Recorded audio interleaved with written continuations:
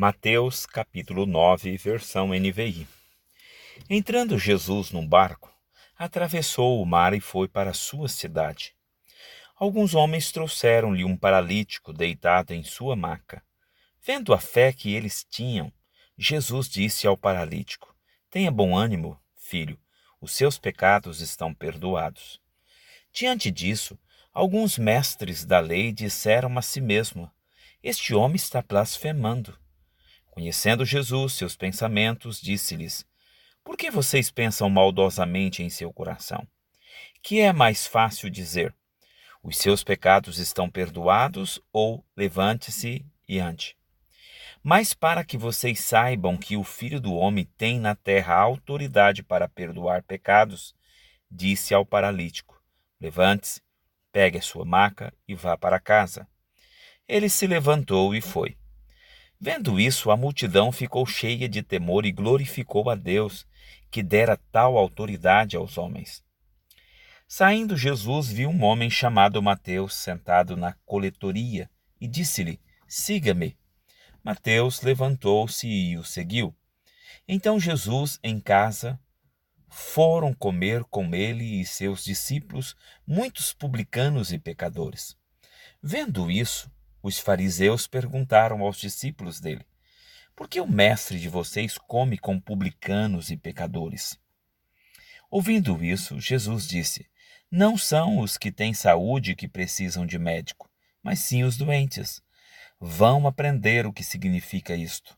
Desejo misericórdia, não sacrifícios, pois eu não vim chamar justos, mas pecadores. Então os discípulos de João vieram perguntar-lhe: Por que nós e os fariseus jejuamos, mas os teus discípulos não? Respondeu Jesus: Como podem os convidados do noivo ficar de luto enquanto o noivo está com eles? Virão dias quando o noivo lhe será tirado, e então jejuarão. Ninguém põe remendo de pano novo em roupa velha, pois o remendo forçará a roupa, tornando pior o rasgo. Nem se põe vinho novo em vasilha de couro velha. Se o fizer, a vasilha rebentará o vinho e se derramará, e a vasilha se estragará. Ao contrário, põe-se vinho novo em vasilha de couro nova, e ambos se conservam. Falava ele ainda quando um dos dirigentes da sinagoga chegou. Ajoelhou-se diante dele e disse: Minha filha acaba de morrer. Vem, impõe a tua mão sobre ela e ela viverá. Jesus levantou-se e foi com ele, e também os seus discípulos. Nisso, uma mulher que havia 12 anos vinha sofrendo de hemorragia. Chegou por trás dele e tocou na borda do seu manto, pois dizia a si mesmo: Se eu tão somente tocar em seu manto, ficarei curada. Voltando-se, Jesus a viu e disse: Ânimo, filha, a sua fé a curou. E desde aquele instante a mulher ficou curada.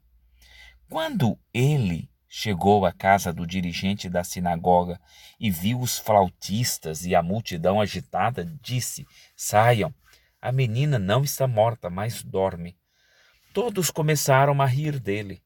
Depois que a multidão se afastou, ele entrou e tomou a menina pela mão, e ela se levantou. A notícia deste acontecimento espalhou-se por toda aquela região. Saindo Jesus dali, 2 cegos o seguiram, clamando: Filho de Davi, tem misericórdia de nós. Entrando ele em casa, os cegos se aproximaram e lhes perguntou: Vocês creem que eu sou capaz de fazer isso? Eles responderam: Sim, Senhor.